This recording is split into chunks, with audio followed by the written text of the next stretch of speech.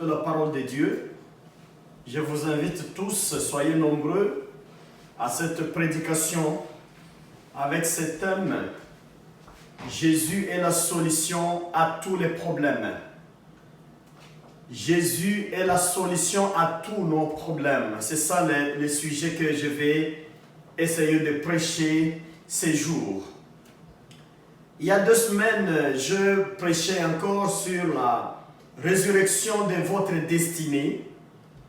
Et là, j'ai montré que comme Jésus est mort et il est ressuscité le 3e jour, avec toute la victoire avec lui, c'est une garantie, c'est une hypothèque, c'est une grande caution que ta destinée va et doit ressusciter. Gloire à Dieu. C'était le message de Pâques. Jésus, comme il a vaincu la mort, il nous a prédestinés à vaincre la mort comme lui. Jésus, comme il a vaincu le mal, nous sommes prédestinés à vaincre le mal. Malgré les problèmes, malgré les difficultés, la pauvreté et les problèmes qui nous entourent, Jésus est la solution à tout genre de problèmes dans ce monde. Je vais vous inviter, et quand vous suivez la prédication, n'oubliez pas de vous abonner. C'est très important d'avoir beaucoup d'abonnés. Ça nous donne le courage. Puisque nous savons qu'il y a beaucoup de gens qui nous suivent. Et chaque fois quand nous sommes en ligne, en train de prêcher, vous aurez le signal sur votre portable. C'est pourquoi il est très important de vous abonner. N'oubliez pas de vous abonner. Et si vous envoyez la prédication à un ami ou à une amie, n'oubliez pas de le demander de s'abonner aussi. Cela va élargir notre ministère. Que Dieu vous bénisse, chers frères et sœurs. Je vais vous dire ceci. Je viens de parler pendant 1 mois et demi, presque 2, des problèmes des familles. J'ai montré que la famille, c'est quelque chose qui vient de Dieu. Personne n'a choisi son père ou sa mère. Personne n'a choisi ceci et cela. Personne n'a choisi le pays ou la province ou la localité ou l'endroit de naître ou la maternité. Mais c'est Dieu lui-même qui a prévu tout ça dans son plan. La famille est sacrée. Mais regarde, il y a beaucoup de problèmes dans la famille, puisque c'est là la souche. Puisque Lucifer, il a visé que la famille. J'ai montré que le diable n'a pas attaqué Adam et Ève. Disons, n'a pas attaqué Adam, je voulais dire, quand il était seul dans le jardin. Mais il a attendu, quand il a vu qu'ils étaient à 2 avec son épouse, c'est là qu'il est venu maintenant amener la tentation. La famille dérange le diable. La famille dérange les sorciers. La famille dérange les gens du monde des ténèbres. La famille dérange le séjour des morts. Mais alléluia, puisque Jésus, il est pour la famille. C'est lui qui a initié la famille. Il est là pour défendre la famille. Il est là pour bénir la famille. Il a l'avenir de nos familles entre ses mains. Alléluia. Je vais vous présenter 3 problèmes et 3 dangers qu'il faut éviter pour que la famille soit victorieuse. Pour que la famille puisse vivre son bien-être. Il faut respecter 3 principes que je vais vous donner ici. Ces principes-là s'inscrivent aussi dans le domaine des combats spirituels. Ces principes s'inscrivent aussi dans les enseignements bibliques complets. Ces principes s'inscrivent aussi dans les réalités spirituelles. Je vous présente les 3 principes. C'est très important. Quand vous voulez avoir une famille forte, une famille avec le bien-être, une famille heureuse, il faut savoir la première chose, il n'y a rien du hasard dans ce monde. Chers frères et sœurs, il n'y a rien du hasard dans ce monde. S'il vous plaît, il n'y a rien du hasard dans ce monde.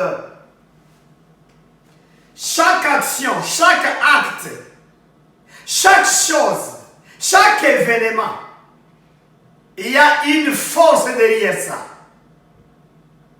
Chaque événement dans la société, chaque événement dans la famille, il y a un pouvoir, il y a une force derrière ça.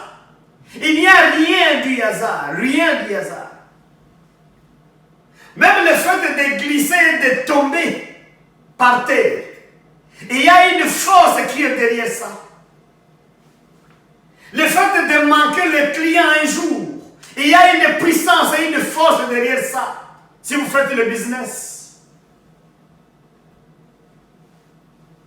Je n'ai pas oublié. Un jour, il y a des trentaines d'années déjà, on partageait un repas avec une sœur. Et au milieu du repas, j'ai vu la sœur tousser sérieusement. Et ça a interrompu le repas pour lui, pour elle plutôt. Et elle a abandonné même le repas. C'est laver les mains. Mais la tout a évolué. La tout a évolué. Toute la nuit, c'était la fièvre. Et le matin, on a amené la personne à l'hôpital. Mais derrière ce problème-là, elle était bien toute la journée. Elle était en bonne santé, elle était au travail.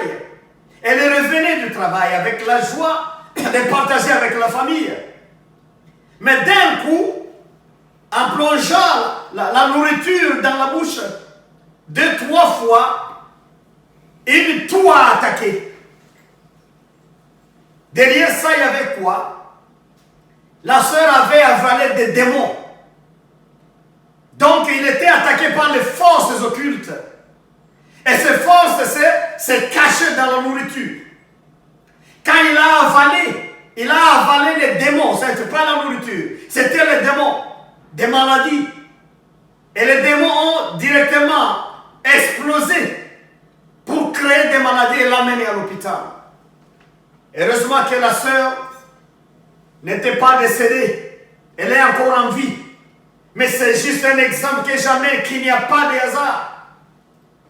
On peut amener ces cas à d'autres personnes. Ils vont dire non, peut-être il a avalé vite. Il a avalé vite et ça a compliqué un peu dans l'œsophage. C'est ça, non. C'est pas ça le problème qui doit amener la fièvre immédiatement et amener des troubles. Et puis le médecin n'a pas eu de problème d'avaler mal ou quoi là. C'était d'autres maladies. On a trouvé de typhoïde, on a trouvé de quoi, on a trouvé de quoi. Ainsi de suite. Des complications comme ça. Il y a une façon, la science peut expliquer ça. Mais dans la réalité spirituelle, il y a un démon qui était derrière ça. Je me rappelle un frère encore, il y a des trentaines d'années. On marchait ensemble. Et ce jour-là, il était très chic. Il avait acheté une belle chemise. Et il était chic. Il me parlait de ça, il me parlait de sa vie. Avec élégance, il me disait, mais écoute, j'entreprends le présent. J'ai pris le Seigneur. Mais d'un coup, il y a un monsieur qui est venu nous a salué. Et le monsieur nous a dit, ah, monsieur, tu es chic, hein, bien vêtu là. Nous avions dit merci. Mais 2 minutes après le monsieur, un corbeau passait, a fait caca, et le caca s'est jeté sur le monsieur. Nous étions ensemble, en train de marcher. Le caca s'est jeté sur sa chemise, sur l'épaule gauche. Et le monsieur, imaginez-vous, c'était en pleine route. Imaginez-vous la suite. Il a fallu maintenant rentrer à la maison vite. Et aller laver la chemise, enlever la chemise et laver ça. Ça n'était pas un hasard. C'était un signal de l'attaque diabolique. Mais des fois, nous avons dit aux gens que même s'habiller bien, Lucifer ne veut pas. Pour le peuple de Dieu. Même porter une bonne posture, Lucifer ne veut pas. Pour le peuple de Dieu. Voilà des cas comme ça. Il y a un monsieur malheureusement qui a perdu la vie il y a 2 ans. C'est un autre exemple. Il a vu un chien le matin devant sa maison et le chien attaquait sa fillette. Le monsieur a essayé d'attaquer, disons, de triquer le chien. Il a pris un caillou à main, il a jeté sur le chien. Le chien a esquivé le caillou et le caillou a touché le pare-brise de son véhicule. Ça a coupé tout à un morceau là. C'était un problème. Le monsieur a été tiqué de voir ce cas le matin. Il a sauvé son fils, mais il a brisé son véhicule. Le chien est parti. Mais le jour même, à 15 heures, le monsieur était déjà à l'hôpital. Et quelques minutes après, le monsieur est décédé. Mais il a vu seulement le chien le matin venir attaquer sa fillette. Dans tout ça, il n'y a pas de hasard. D'autres personnes vont dire, mais le chien peut toujours aboyer, mais le chien a toujours tendance à attaquer. Peut-être la fillette l'avait attaqué, non. Le chien a mené l'esprit de mort. Les chiens étaient incarnés par la sorcellerie et les forces du mal. C'est ce que je dis dans chaque acte, dans chaque événement. Il y a une force derrière. Le monsieur a vu le chien le matin, mais le soir, il était déjà dans la morgue. Il était déjà cadavre. Il est mort comme ça. Écoute mon frère, ma soeur. Il n'y a pas de hasard dans ce monde. Détrompez-vous. Partout où vous passez, partout où vous entrez, chaque événement a son sens. Chaque événement dans ce monde a du sens. Ça peut émaner de Dieu, tout comme ça peut émaner du diable. Malheureusement, beaucoup d'événements émanent du diable. Beaucoup d'événements émanent de Lucifer.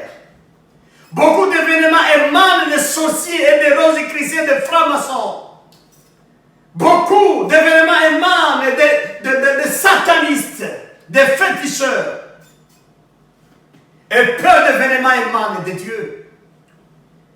Quand je lis ma Bible, je trouve en Philippiens 2, et verset 13, la Bible nous dit ceci. La Bible nous dit ceci. Car c'est Dieu lui-même qui agit en vous pour produire à la fois le vouloir et le faire, conformément à son projet plein d'amour.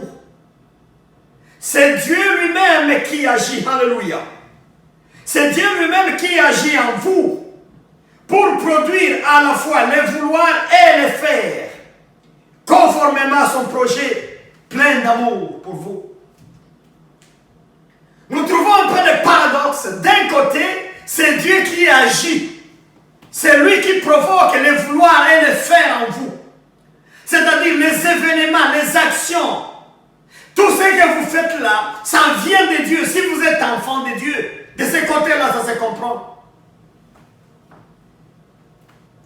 Il nous arrive de nous frapper la poitrine. Il nous arrive de lever nos épaules. Il nous arrive de nous vanter nous-mêmes, de jouer nos propres trompettes nous-mêmes. Mais tout ce que nous réussissons, c'est Dieu qui fait réussir.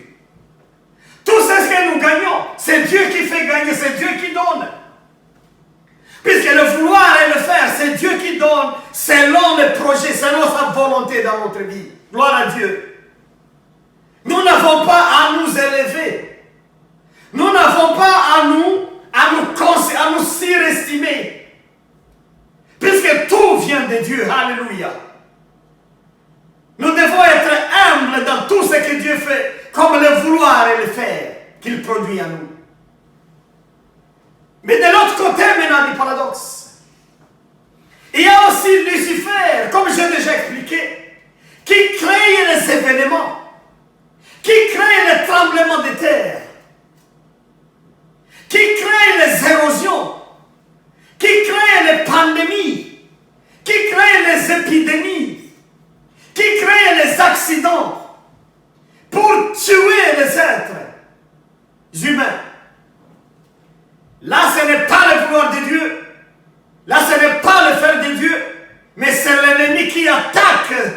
C'est le plan de Dieu pour l'humanité.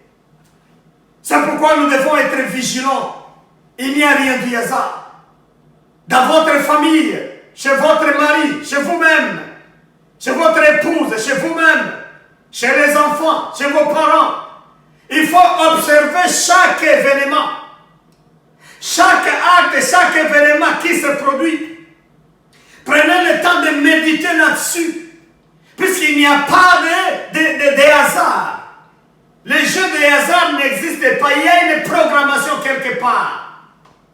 Soit de la programmation vient de Dieu, soit de la programmation vient de Lucifer, du diable, des sorciers, des mondes et des ancêtres, les esprits des morts. Sinon, il n'y a pas de hasard.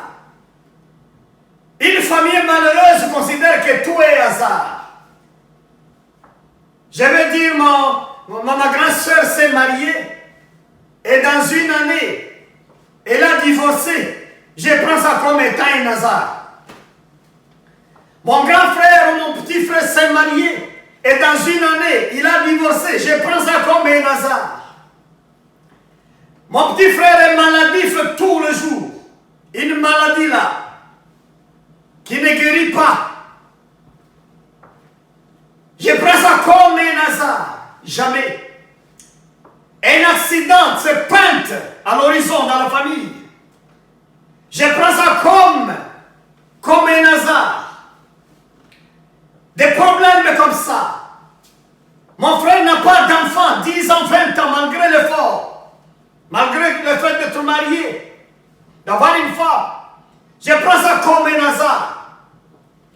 C'est là que se placent beaucoup d'erreurs. Et cette ignorance-là, ça créait beaucoup de problèmes, beaucoup de défis dans nos familles.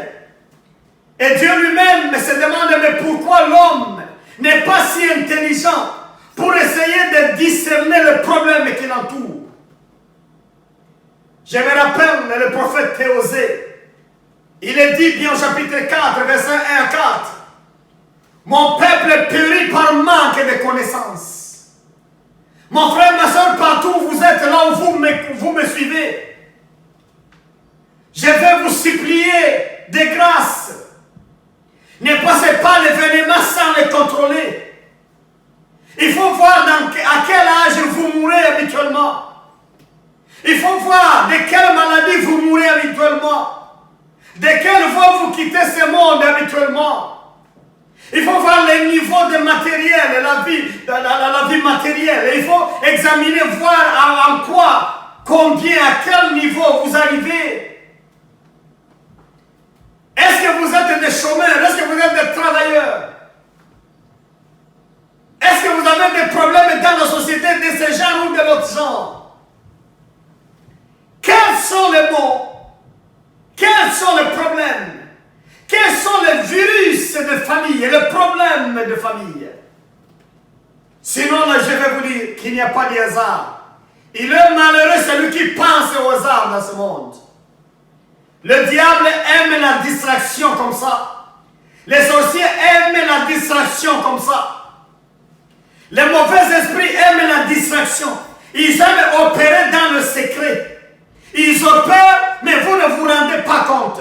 Ils opèrent, mais vous êtes d'aveugles spirituels. Ils opèrent, mais vous êtes calme, vous ne dites rien. Ils opèrent, vous êtes timide, vous ne dévoilez pas ça. Mais Jésus, lui, pour sa victoire, il a dévoilé tout le pouvoir satanique publiquement. Il les a menés sur la croix. C'est là qu'il a fait l'échec au péché. C'est là qu'il a fait l'échec à la mort. C'est là qu'il a fait l'échec aux tentations. C'est là qu'il a fait l'échec aux épreuves. Sur la croix de Golgotha. Ne cachez pas le mal, mon frère, ma soeur. Ne dormez pas sur le mal. Chaque événement malheureux qui arrive dans votre famille, il faut fournir un effort d'abord de diagnostiquer ça, de penser sur ça, de réfléchir sur ça et poser des questions si ça vient de Dieu ou si ça vient du diable.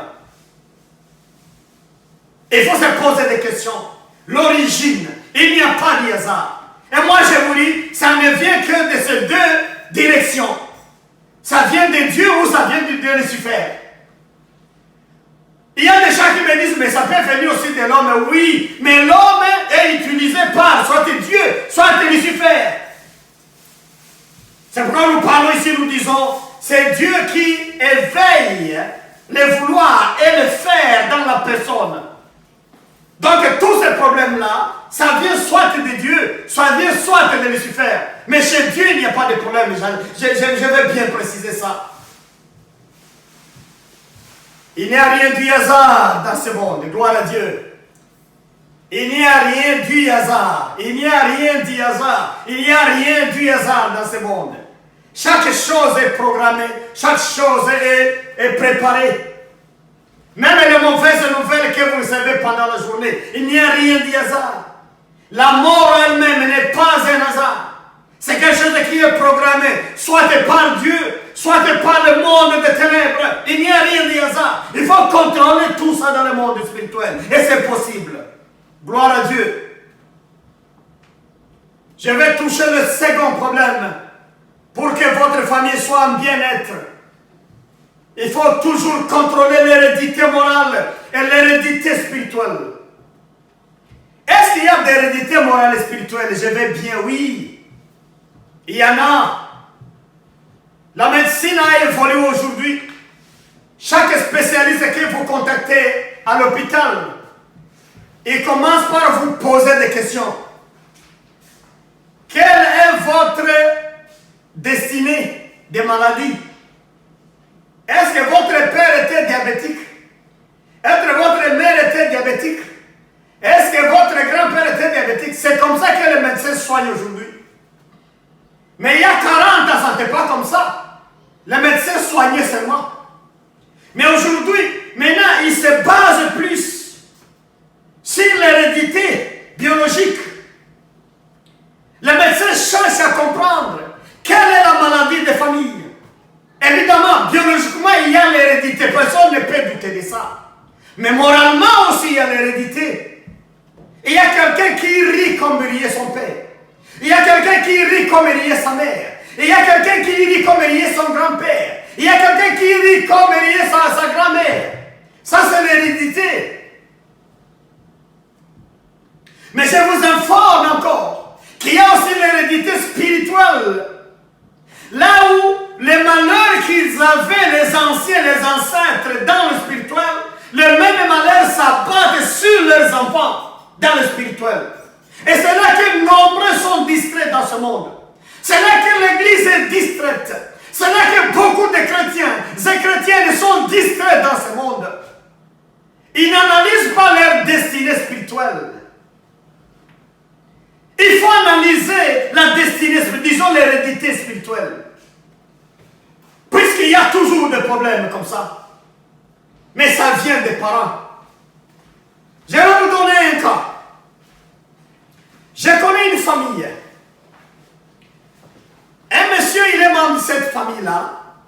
Pendant un moment, chaque nuit, il voit des gens, des restaurateurs, les gens qui amènent à manger.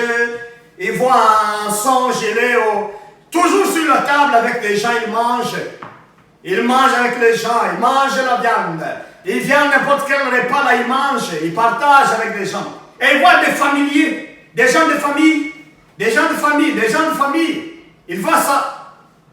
La première année, ces songes, chaque jour apparaissent. Il a ces songes chaque jour, chaque nuit. La première année passe. La deuxième année passe, la troisième année passe. 7 ans après, il commence à être malade. Il se sent malade, ça ne va pas dans la gorge, ça ne va pas à l'estomac, ça ne va pas dans l'appareil respiratoire. Il y a des troubles de sinusite, il y a des troubles de bronchite, incurables, qu'on diagnostique difficilement et quand on donne des produits, ça ne répond pas. Mais heureusement, ce monsieur, il a trouvé les hommes de Dieu. Il a expliqué le problème. Et les hommes de Dieu ont posé la question, est-ce que quelqu'un dans ta famille a souffert de ça dans le passé? Le monsieur, quand il a fait l'investigation, il a trouvé que sa grand-mère souffrait de ce problème-là. Sa grand-mère souffrait de restauration. On venait la faire manger chaque nuit. On venait la faire manger des repas diaboliques, des repas du séjour des morts. Il y a des gens qui n'acceptent pas aujourd'hui même que dans le séjour des morts, on mange. Oui, on mange. On mange. Même au ciel, nous allons manger.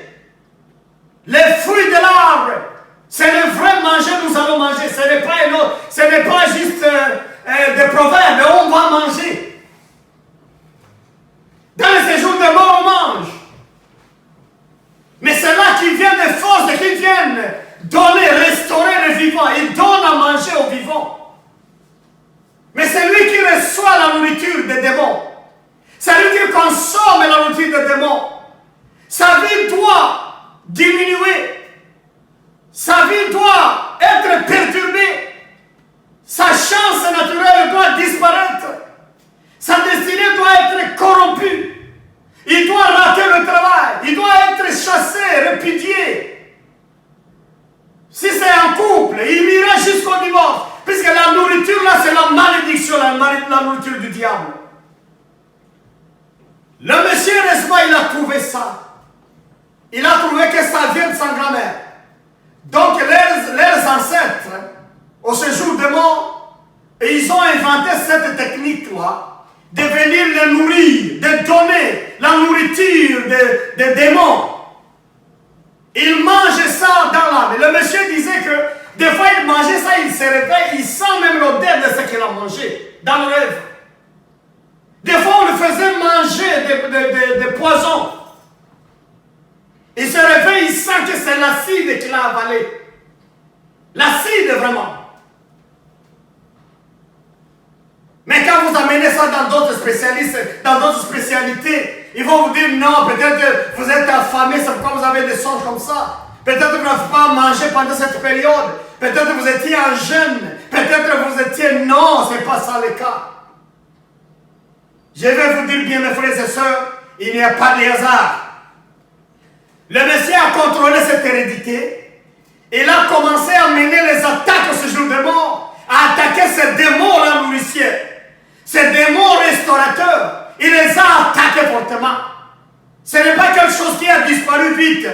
Ça a pris beaucoup d'années pour faire échec à ce plan de diable, de le faire nourrir, de pourriture, de maladies, de malédictions et de blocages. Mais Dieu merci puisque le frère maintenant, il est délivré de ces problèmes-là. Gloire à Dieu. Il faut contrôler l'hérédité spirituelle. Quel est le problème de votre famille? Quel est le problème de ta famille toi-même? Quel est le problème de la famille de ton mari, de ta femme? La famille de mes parents? Quel est le problème de mes parents, de notre famille? L'hérédité spirituelle. Nous n'avons pas seulement à nous amener à l'église, à chanter avec ceux qui chantent, à nous diriger à l'église, à louer avec ceux qui louent Dieu, à nous diriger à l'église pour écouter la parole de Dieu, à nous diriger à l'église ou pour enseigner la parole de Dieu. Mais nous avons le devoir de travailler sur nous-mêmes, contrôler l'hérédité spirituelle, puisque tous les problèmes que nous avons, ces problèmes sont en concomitance avec l'hérédité spirituelle. Mes problèmes sont différents de tes problèmes. Tes problèmes sont différents de l'autre personne. Pourquoi? Puisque nous avons des hérédités différentes. Nous avons des hérédités différentes. Chacun souffre selon son hérédité spirituelle. La souffrance se cache toujours derrière l'hérédité. Je n'ai pas le temps de donner beaucoup d'exemples. Si vous êtes une personne dont l'hérédité spirituelle est le chômage, moi je vous dis partout où vous allez travailler, on ne vous compte que quelques mois avant de vous suspendre. On vous congédie, on vous chasse, on vous fait ceci, on fait cela. Mais quand vous rentrez en arrière, votre père n'a jamais travaillé quelque part une année. Votre grand-père ne travaillait pas, il était à la maison tous les jours. Mais vous voulez faire le contraire. C'est toujours le combat à caractère spirituel qui est derrière chaque famille. Et ce n'est pas, disons, un combat semblable. Chaque personne, chaque famille a son combat par rapport avec l'hérédité spirituelle. Si vous voulez que nos vies changent, si vous voulez que la vie de votre famille et l'avenir puissent amener des changements positifs, il faut penser à votre hérédité. J'ai rencontré une femme qui faisait bien la vie dans le sens des activités commerciales. C'est une grande femme, comme on dit aujourd'hui. Mais une femme qui n'avait pas de mari. Mais quand je parlais avec la femme, j'ai montré à la femme le problème qu'elle a. J'ai révélé à la femme que, comme madame, tu dis que tu as perdu le mari, c'est le même mari, son esprit bloque ton mariage encore. On te défend de te remarier, puisque tu as un mari du monde des ténèbres. Tu as un mari du monde spirituel. Tu as un mari du séjour de mort. Chaque fiancé qui viendra chez toi là, c'est le même mari, son esprit viendra attaquer ce fiancé là. Et puis, tu es destiné à passer la vie comme ça. Au premier pas, la femme ne m'a pas compris. Là, c'était au Congo là. Au Congo, en Afrique. La femme ne m'a pas compris au début. C'était difficile. Mais après, elle a commencé à comprendre.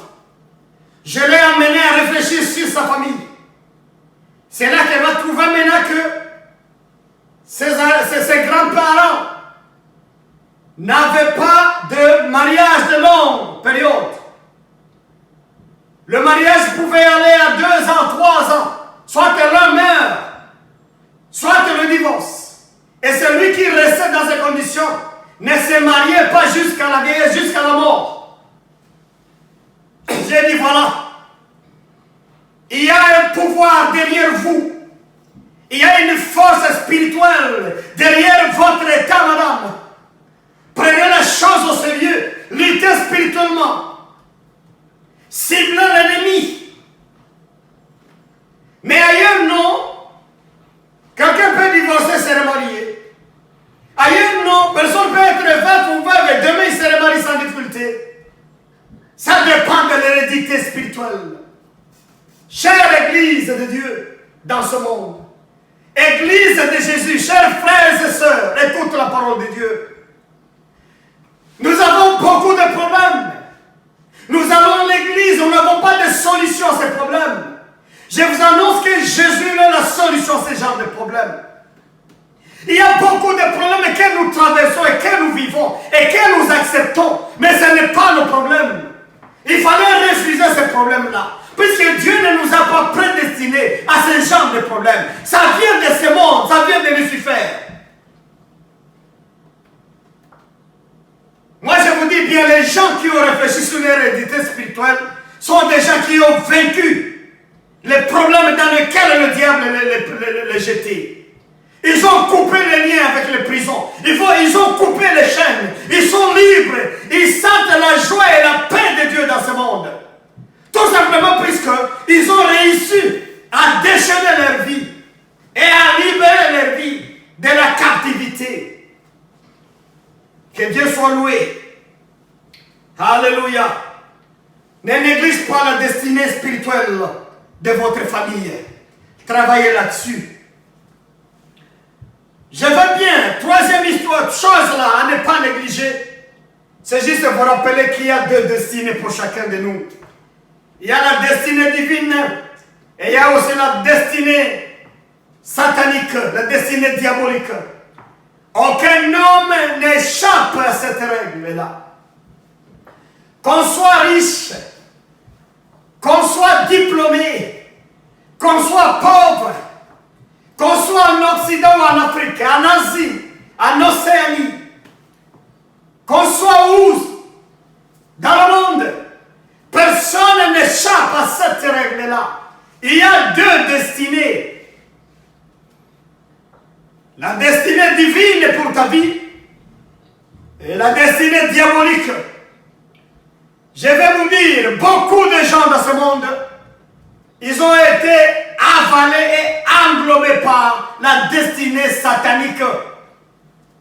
C'est la destinée satanique qui a réussi le pari de leur vie. C'est Satan qui travaille, c'est Satan qui est en action dans leur vie. Il y a deux destinées toujours. Comment tu sauras que ta destinée, c'est la destinée satanique? C'est la destinée qui te fait couler les larmes tous les jours. C'est la destinée qui te prive le droit que Dieu a donné à l'humanité. C'est la destinée qui t'empêche de te réjouir, comme la Bible dit en Philippiens, chapitre 4. Réjouissez-vous dans le Seigneur. Encore aujourd'hui, réjouissez-vous. Mais vous n'avez pas le temps de vous réjouir, puisque la destinée satanique s'est jetée sur vous et vous a empêché de vous réjouir de la vie, comme la parole de Dieu le recommande. C'est des signes pour montrer quelle destinée domine votre vie. C'est que les autres trouvent facilement, vous trouvez ça difficilement. C'est que les autres touchent facilement, vous touchez ça très difficilement. Si ça peut se dire comme ça. Vous trouvez ça difficilement. C'est que les autres reçoivent sans souffrir. Vous transpirez d'abord, vous siouez, vous gémissez pour en avoir. Oh! La destinée satanique est caractérisée par la grande souffrance dans tout ce qu'on fait dans ce monde. La grande souffrance en tout. À l'école, la grande souffrance. Au travail, la grande souffrance. Dans le couple, la grande souffrance. Hey! Dans la santé, la grande souffrance. Voilà les caractéristiques de la destinée satanique ou diabolique dans votre vie. Des fois, j'ai des pleurs aux yeux. Beaucoup de gens ont accepté. Ils ont embrassé la destinée satanique. Ils se sont appropriés de cette mauvaise destinée. Et ils ont jugé utile de vivre avec cette mauvaise destinée. Au lieu de la dévoiler devant Jésus-Christ, ils ont accepté de vivre avec. Ils collaborent avec cette destinée. Ils coopèrent avec cette destinée. Et pourtant, c'est la destinée qui va les nuire. C'est la destinée destructive de leur vie. Oh! Que Dieu nous aide. Que Dieu nous bénisse. Que Dieu nous ouvre les yeux pour que nous puissions analyser les destinées. Quelle destinée est en action dans ma vie actuelle? Quand je lis ma Bible, je me rappelle, c'est Jérémie 29. Et verset 11. La Bible nous dit ceci. Car moi je connais les projets que j'ai conçus en votre faveur, déclare l'Éternel. Ce sont les projets de paix et non de malheur, afin de vous assurer un avenir plein d'espérance. Alléluia. Mon frère, ma soeur, Dieu vous a prédestiné à une vie de bonheur. Le Seigneur, le Créateur, il a prévu des projets de paix et non de malheur, afin de vous assurer un avenir plein d'espérance. Dans le Seigneur Jésus, nous avons un avenir plein d'espérance. Alléluia. Même si tout nous laisse, même si tout le monde nous abandonne, même si nous sommes agacés au point X, Y, même si la nature évapore devant nous, nous avons l'espérance d'un avenir meilleur, puisque nous sommes en Christ. Et dans Christ, nous avons des projets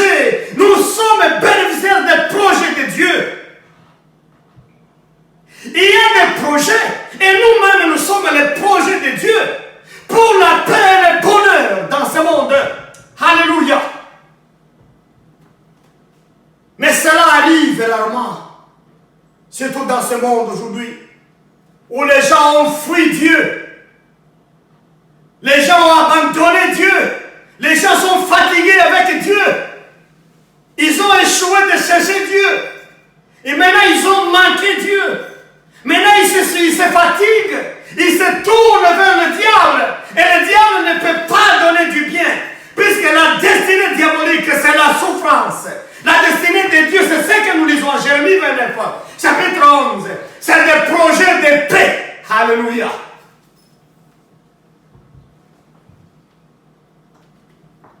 Mon frère et ma soeur, si vous allez considérer les trois arguments, les trois principes-là, vous aurez le bien-être dans votre famille. Et ensemble, maintenant, je vous rappelle quoi? Jésus-Christ est la solution à tous ces problèmes-là. Que ce soit le problème des événements malheureux qui se présentent, qui attaquent votre vie, Jésus est la solution. Que ce soit la destinée spirituelle et satanique, Jésus est la solution. Que ce soit la destinée satanique, Jésus est la solution à ces problèmes-là. Gloire à Dieu. Vous savez pourquoi Jésus est la solution? La Bible qui nous a laissé même, la parole de Dieu, contient beaucoup d'éléments de solution à nos problèmes. La Bible. Lui-même, pendant sa vie, Jésus, il a vécu tous les problèmes des hommes. Il a été rejeté. Il a eu la famine. Il a eu la tentation du mal. Il a vu le péché à côté de lui. Il a vu les souffrances. Il a vu les rejets, beaucoup d'autres problèmes. Donc il connaît mieux. Si Jésus est venu dans ce monde, c'est pour enquêter la souffrance de l'homme. Jésus est venu pénétrer le mystère de la souffrance pour essayer de démystifier ça. Jésus a vécu toutes sortes de souffrances dans ce monde pour devenir le remède et la solution à tous ces problèmes-là de la souffrance. C'est pourquoi je vous dis, les problèmes des familles, les problèmes de nos enfants, les problèmes de nos époux, les problèmes de nos épouses, Jésus est la solution indiquée. L'ordonnance que je donne, c'est l'ordonnance où j'écris les produits. Les produits s'appellent Jésus-Christ. À tous les problèmes spirituels, à tous les problèmes physiques, à tous les problèmes matériels, c'est Jésus la solution à tous ces problèmes-là. Gloire à Dieu.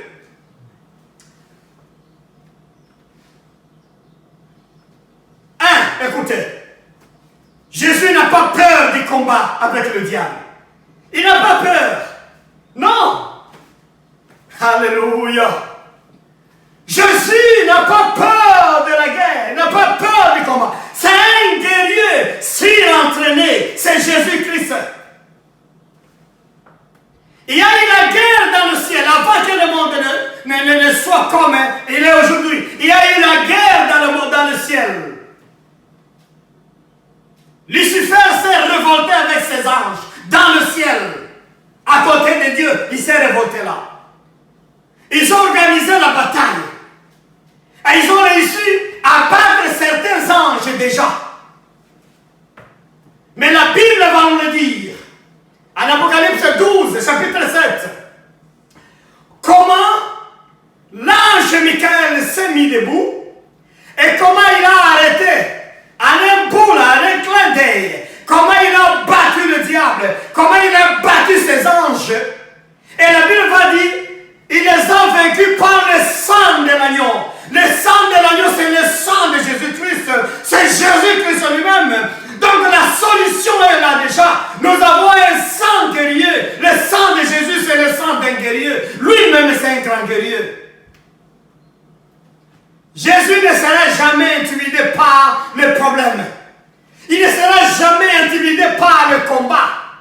Même si tous les démons se lèvent contre lui, comme les démons se sont levés à Golgotha le jour de sa mort, il les a vaincus. Alléluia. Il a la puissance au-dessus de toute autre puissance. Et personne ne peut le résister. Nous avons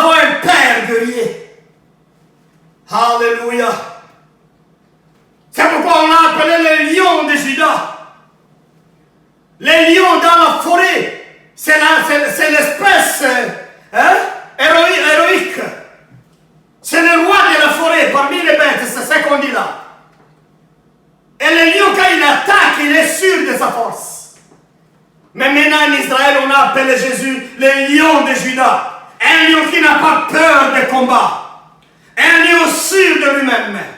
Un lion sûr de la victoire. Un lion qui gagne toujours. Un lion qui n'échoue jamais. Un lion qui ne peut pas rater le combat. C'est Jésus-Christ, le lion de Juda. Que Dieu te bénisse. Mais quand il était sur la terre, il a trouvé les malades. Jésus a guéri des malades. Un jour, il était en train d'enseigner. Et on a informé que la belle-mère de Pierre était malade.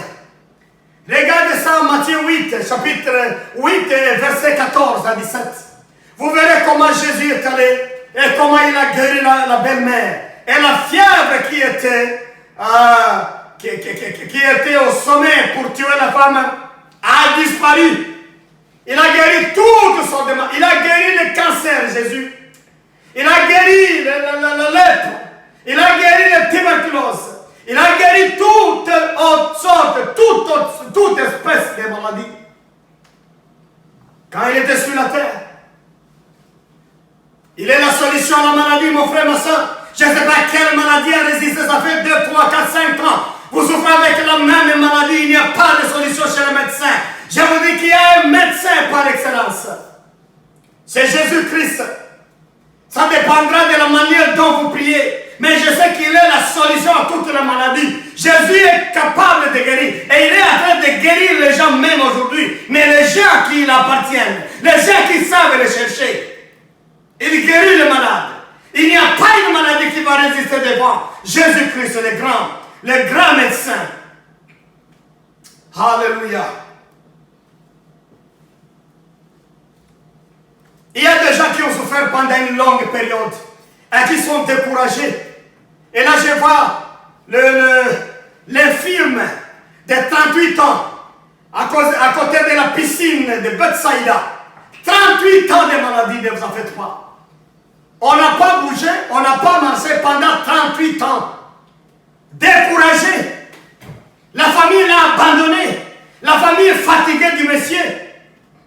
Il est là, on le jette, là, on se débarrasse de lui. On nous dit que l'ange descendait dans la piscine. Et le malade qui était souple pour y plonger même le doigt, même la jambe, le malade était guéri. Mais celui-ci, cet infirme n'a pas de gens pour l'aider. N'a pas de membres de famille pour le jeter dans la piscine pour la guérison. Oh! Moi j'aime ça. Jésus n'a pas voulu quitter sur la terre avant de libérer cet homme. Puisque l'homme n'avait plus de solution parmi les hommes. Aucune personne n'était là pour l'aider. Les gens étaient fatigués de ces messieurs-là. Mais Jésus un jour dit à ses disciples, écoutez, je vais quelque part là avec Saïd, je vais voir un cas. Jésus voyait le cas, la longueur de la souffrance de ce monsieur-là. Jésus voyait ça. Comme aujourd'hui, Jésus voit comment, mon frère, ma soeur, tu viens de passer une longue période avec la même requête, avec le même sujet de prière, avec la même honte, avec la même maladie, avec la même souffrance. Il voit le temps que tu viens de passer dans cette souffrance. Jésus a évolué. Il a rencontré beaucoup de malades qui attendaient.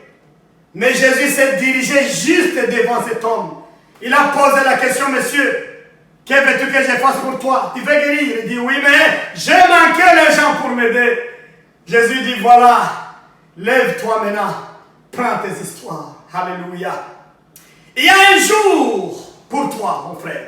Il y a un jour, il y a du temps, il y a de l'heure pour toi, ma soeur. Sois encouragé par la parole de Dieu. Jésus est la solution à tous tes problèmes. Il y a un jour. L'essentiel est d'être à la garde dans le monde spirituel, dans les prières et dans la patience et l'espérance. Alléluia, alléluia. Jésus a sauvé cet homme-là. Devant la mort, il a ressuscité Lazare. Combien de gens pendant notre génération ont été ressuscités? Combien de gens ont ressuscité à cause de la force de Jésus? Il a ressuscité combien? Il est intervenu dans combien de cas, Jésus, pour la guérison des gens? Lui-même, il est mort, il a vécu la mort, il est ressuscité. Alléluia. Oh! La stérilité, Sarah, Dieu a sauvé. C'est le même Jésus l'Éternel. Même dans notre génération, il y a combien de cas Jésus a résolu? La pauvreté, combien de gens étaient pauvres? Mais Dieu a donné la richesse, comme David, comme Salomon. Ils n'en avaient pas, mais ils en ont eu. Il a la solution à tous les problèmes. Je voulais conclure ma prédication sur la famille. Prochainement, peut-être, je vais prendre maintenant la délivrance de nos corps physiques. Mais je vais vous dire, mes frères et sœurs, mes amis en Christ, mes bien-aimés que vous êtes, Jésus est la solution aux problèmes des familles. Je vais vous dire bien, Jésus est la solution aux problèmes des familles. Au XXIe siècle, au XXe siècle, c'était ça. À la création, c'était ça. À la fin des temps, c'est ça. Jésus est la solution à tous les problèmes de nos familles. Je viens de le montrer dans mes explications de la parole de Dieu. Alléluia. Alléluia. L'essentiel, c'est quoi? C'est être en bonne et due forme avec Dieu, dans les relations avec Jésus. C'est là que beaucoup de gens ont échoué. Il y a des gens qui pensent qu'ils sont bien en Jésus et pourtant ils ne sont pas à l'aise. Ils ne sont pas bien assis en Jésus. Il y a des gens qui sont en Jésus, mais ils ont l'ignorance. Ils ont manqué les enseignants pour les aider à améliorer la vie. Il y a des gens qui ont eu les enseignants, mais ils ont manqué le courage d'entamer la vraie marche avec Jésus. Et il y a maintenant ceux qui sont dans les ténèbres, ils ne connaissent pas seulement. Mais Jésus est la solution à tous les problèmes. Ma prière est que cette parole puisse vous aider encore, mes frères et sœurs, à ouvrir vos yeux, à contrôler les trois aspects que j'ai considérés. Et en tout ça, dans les hasards qui n'existent pas, tout est programmé. Dans l'hérédité spirituelle, dans les destinées, Jésus toujours est la solution. Alléluia. Que Dieu vous bénisse. Je vais vous souhaiter un excellent week-end, plein de bénédictions de Dieu. Et que cette parole vous transforme encore, vous donne le courage de continuer à prier, de continuer à vous donner à Dieu, de continuer à montrer votre ferveur devant votre Créateur. Il y a la solution à tout. Et l'ordonnance, c'est Jésus-Christ. Père éternel, merci pour ta parole. Merci pour ce week-end. Merci pour ce temps. Merci pour ta bénédiction et ta protection. Bénis mon frère et ma soeur. Tu vois toi-même, tu es témoin de leur difficulté, de leur souffrance. La souffrance est des fois causée par leur propre ignorance, par notre propre ignorance. Cette souffrance est causée des fois par notre paresse de pénétrer tes mystères. Et pourtant, tu nous as ouvert la porte pour pénétrer le mystère de Dieu en Jésus-Christ. Oh Seigneur, mon Dieu, Dieu de fidélité et Dieu de miracles, renouvelle tes actions dans ce monde. Renouvelle tes miracles dans ces familles. Renouvelle tes miracles dans ces couples. Renouvelle des miracles avec cette jeunesse. Renouvelle tes actions dans cette génération, dans ce siècle présent, Seigneur. Réveille ton nom, Seigneur. Réveille ton ministère, Seigneur. Réveille ton œuvre, Seigneur, pendant cette génération, à travers ces familles qui m'écoutent et que j'introduis devant toi, Seigneur. Sois béni, Père. Éternité en éternité, sois béni pour le nom de Jésus que tu as révélé à nous. Un nom qui n'échoue jamais. Un nom puissant. Un nom plus fort que tous les noms. Un nom de bénédiction. Un nom de grands exploits, le nom de Jésus-Christ. Père, merci, je te rends grâce. Bénis ton peuple à travers le monde. Bénis ton œuvre. Au nom de Jésus-Christ. Amen, amen, amen. Amen. Soyez bénis et bon week-end à tous. Que Dieu vous bénisse.